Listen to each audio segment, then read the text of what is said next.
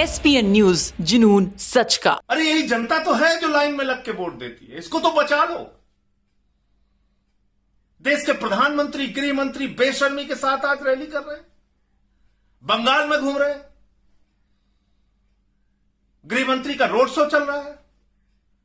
जिस गृह मंत्री को इस समय कोविड कैसे रोका जाए इसके लिए वॉर रूम बना के अपने अधिकारियों के साथ संपर्क करके इस देश की स्थिति संभालनी चाहिए, जिस प्रधानमंत्री को इस समय दिल्ली में होकर सारे राज्यों से, सारे मुख्यमंत्रियों से बातचीत करनी चाहिए, सबसे मीटिंग करनी चाहिए, सबसे बात करके ऑक्सीजन का, दवा का, वैक्सीनेशन का, बेड का इंतजाम कराना चाहिए, वो देश का प्रधानमंत्री इस समय बंगाल के चुनाव प्रचार में व्यस्त है। यह हालत कर दी उत्तर प्रदेश की, यह हालत कर दी इस देश की।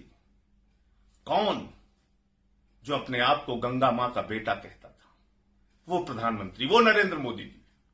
जो अपने आप को मां भारती के लाल कहते हैं, वो प्रधानमंत्री जी। जो अपने आप को गुजरात के बेटे कहते हुए कहते थे हर चीख में तुम्हारे साथ खड़ा रहूंगा, वो अपने कान में रुई डालकर अपनी आंखें बंद करके धृतराष्ट्र की तरह चुनाव के प्रचार में लगे हुए हैं और वहां कह रहे हैं इतनी भीड़ इकट्ठा हो रही है, मन बड़ा खुशी है, मन बड़ा उत्साहित है। इस समय देश के प्रधानमंत्री फिल्म के डबल रोल कर रहे हैं। एक रोल में वो कहते हैं दवाई भी और कड़ाई भी, दूसरे रोल में वो कहते हैं बंगाल के चुनाव में कि भीड़ आई इसके लिए बधाई भी। तो सोचना आप लोगों को है, आवाज तो लगानी पड़ेगी।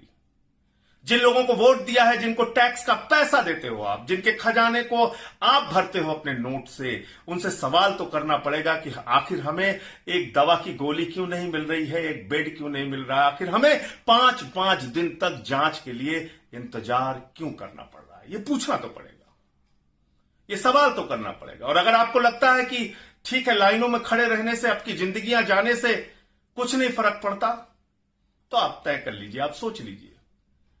लेकिन जो सरकार आपको व्यवस्था देने के लिए बनी है, जिस सरकार के पास सारा तंत्र है, सारी सुविधाएं देने की जिम्मेदारी है, अगर उनसे आप सवाल नहीं करोगे, अपने लिए सुविधाएं नहीं मांगोगे भाइयों, अपने लिए सुविधाएं और इलाज नहीं मांगेंगे हम और आप, तो ये सरकार तो आपकी जान लेने पर तुली हुई है।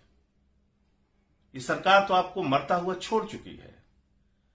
ये सरकार तो देश को अनाथ छोड़ चुकी है। हमारे प्रधानमंत्री जी ने देश को अनाथ और आइसोलेशन में छोड़ के चुनाव की चिंता में वो व्यस्त हैं, चिता की चिंता छोड़ के चुनाव की चिंता कर रहे हैं। जागिए और जगाइए, इस देश को बचाइए। इंकलाब जिंदाबाद।